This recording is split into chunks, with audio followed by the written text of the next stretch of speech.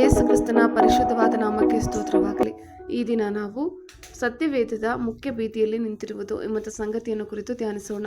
ಮತ್ತಾಯ 10ನೇ ಅಧ್ಯಾಯ 6ರಿಂದ 10ನೇ ವಾಕ್ಯ.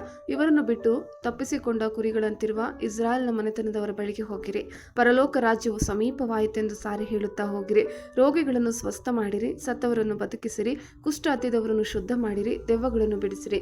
ಉಚಿತವಾಗಿ ಹೊಂದಿದ್ದೀರಿ, ಉಚಿತವಾಗಿ ಕೊಡಿರಿ. ನಿಮ್ಮ ಅಮ್ಮಣಿಗಳಲ್ಲಿ ಹೊನ್ನು, ಹಣ, ತುಟ್ಟುಗಳನ್ನು, ದಾರಿಗೆ ಹಸಿಬೆಯನ್ನು, 2 ಅಂಗಿ, ಕೆರ, ಕೋಲು ಮೊದಲಾದವುಗಳನ್ನು ಸವರಿಸಿಕೊಳ್ಳಬೇಡಿರಿ.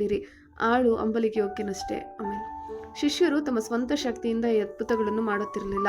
ಅವರು ಯೇಸುವಿನ ಹೆಸರಿನಲ್ಲಿ ಮತ್ತು ಯೇಸುವಿನ ಅಧಿಕಾರದಿಂದ ಮಾಡುತ್ತಿದ್ದರು. ಅವರು ಯೇಸು ಮಾಡುವುದನ್ನು ನೋಡಿ ಮಾಡುತ್ತಿದ್ದರು. ಅವರು ಮಾಡುವ ಅದ್ಭುತಗಳಲ್ಲಿ ಅವರು ಯೇಸುವನ್ನು ಪ್ರತಿನಿಧಿಸುತ್ತಿದ್ದರು. ಯೇಸು 12 ಮಂದಿ ಅಪೊಸ್ತಲರಿಗೆ ತಾನು ನೀಡುತ್ತಿರುವ ಯೋಜನೆಯನ್ನು ಹೇಗೆ ನಿರ್ವಹಿಸಬೇಕು ಎಂಬುದರ ಕುರಿತು ಬೋಧಿಸುತ್ತಿದ್ದನು. ಆಮೇಲೆ ಸತ್ಯವೇದದ KJV ವರ್ಷನ್ ಹೇಳುತ್ತದೆ, ರೋಗಿಗಳನ್ನು ಸ್ವಸ್ಥ ಮಾಡಿರಿ, ಸತ್ತವರನ್ನು ಬದುಕಿಸಿರಿ, ಕುಷ್ಠ ಹತ್ತಿದವರನ್ನು ಶುದ್ಧ ಮಾಡಿರಿ, ದೆವ್ವಗಳನ್ನು ಬಿಡಿಸಿರಿ, ಉಚಿತವಾಗಿ ಹೊಂದಿದ್ದೀರಿ, ಉಚಿತವಾಗಿ ಕೊಡಿರಿ.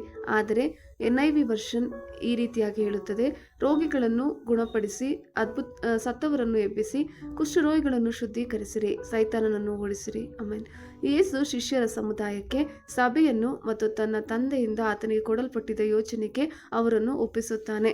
ಎಲ್ಲ ಶಿಷ್ಯರು ತಮ್ಮ ಪ್ರಪಂಚವನ್ನು ಮತ್ತು ಅವರ ಸಮುದಾಯಗಳನ್ನು ದೇವರ ಸಾಮ್ರಾಜ್ಯದ ಮೌಲ್ಯಗಳ ಪ್ರಕಾರ ರೂಪಿಸಲು ಕಳಿಸಲ್ಪಟ್ಟರು.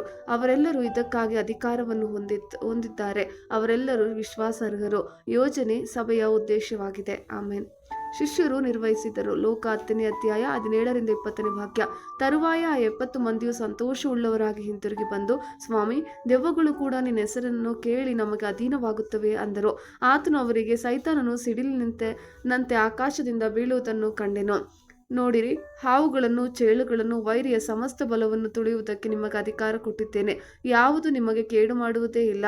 ಆದರೂ ದೆವ್ವಗಳು ನಮಗೆ ಅಧೀನವಾಗಿವೆ ಎಂದು ಸಂತೋಷಪಡದೆ ನಮ್ಮ ಹೆಸರುಗಳು ಪರಲೋಕದಲ್ಲಿ ಬರೆದಿರುತ್ತವೆ ಎಂದು ಸಂತೋಷಪಡಿರಿ ಎಂಬುದಾಗಿ ಹೇಳಿದನು. ಆಮೇನ್. ಕರ್ತನ ಕೃಪೆ ನಿಮ್ಮೆಲ್ಲರೊಂದಿಗಿರಲಿ.